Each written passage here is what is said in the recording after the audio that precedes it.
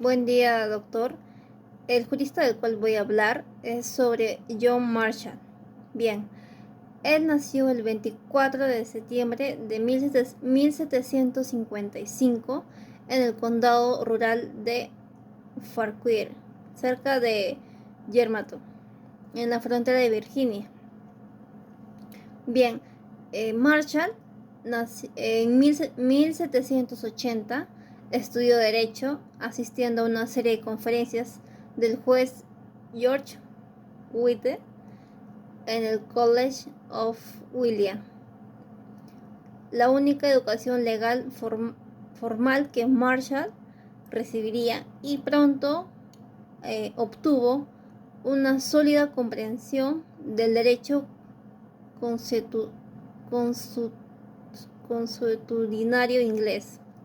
Ese mismo año fue admitido en el Colegio de Abogados de Virginia y comenzó su propia práctica legal.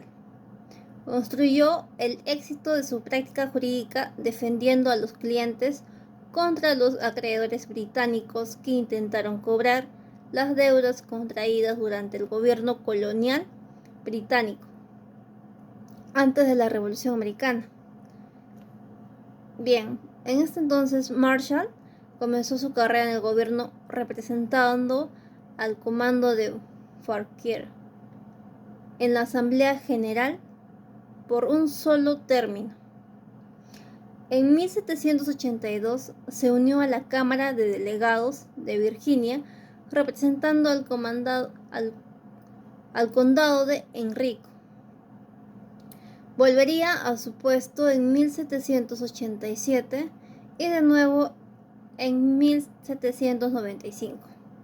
Marshall se postuló para concejal de la ciudad en el año 1785, pero quedó segundo y en su lugar fue nombrado grabador de la ciudad. Uno de sus deberes como registrador de la ciudad fue actuar como magistrado en el tribunal de Richmond Hightown, donde presidió pequeños casos penales y civiles.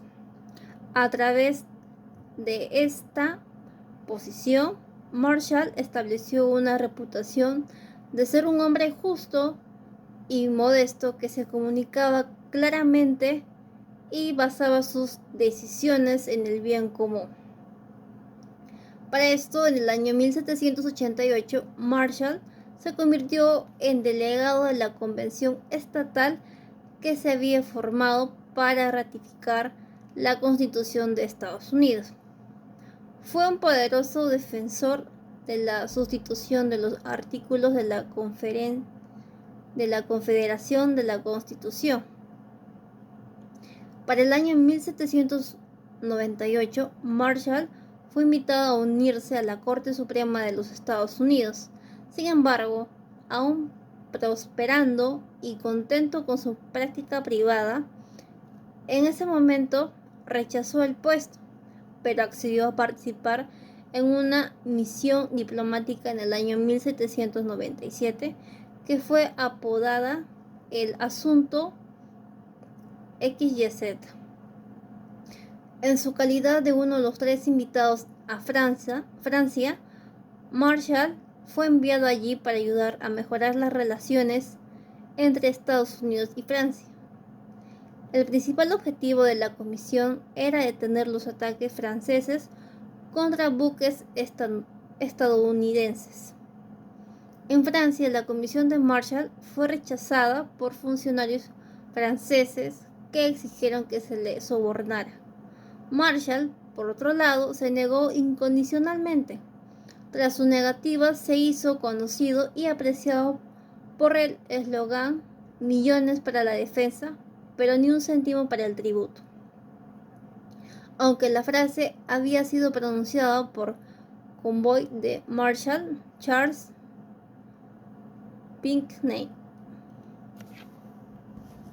Para el año 1801, el presidente Adams le propone a Marshall otra vez que ocupe el puesto en la Corte Suprema, aceptando el puesto y el 4 de febrero de 1801 es juramentado para ejercer sus funciones de juez presidente, comenzando con una carrera que reconstruyó a los sistemas judiciales y jurídicos, siendo además un modelo de juez y siendo el denominado padre de la constitucionalidad o del control de la constitucionalidad. John Jay, el primer hombre en ocupar el cargo, declinó la propuesta del presidente Adams al afirmar que la Corte carecía de peso, energía, dignidad y respeto. Algo que después de Marshall es difícil de suponer o imaginar. Entonces, Adams buscó rápidamente a Marshall para que ocupara la vacante. El Congreso estaba esperando la postulación del juez de la Nueva Jersey, William Patterson, lo cual suponía un cambio dentro de la formación de la Corte.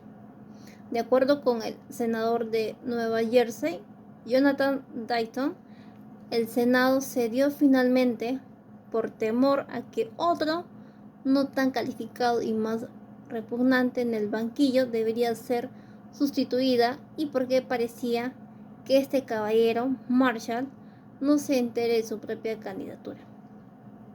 Para finalizar, podemos señalar que John Marshall fallece el 6 de julio del año 1835 en Filadelfia. 2 días después del 8 de julio, suena la campana de la libertad en la procesión del funeral de Marshall.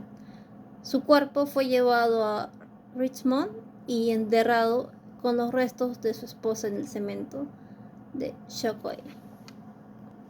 Asimismo, cabe mencionar que John Marshall escribió varios libros, de los cuales puedo destacar el libro de título El hombre que hizo la Corte Suprema. Bien, ya dando por finalizada la exposición, podemos dar a último a conocer que la información proporcionada fue extraída por parte de diferentes páginas, revistas que avalan la información acerca de este jurista. Gracias.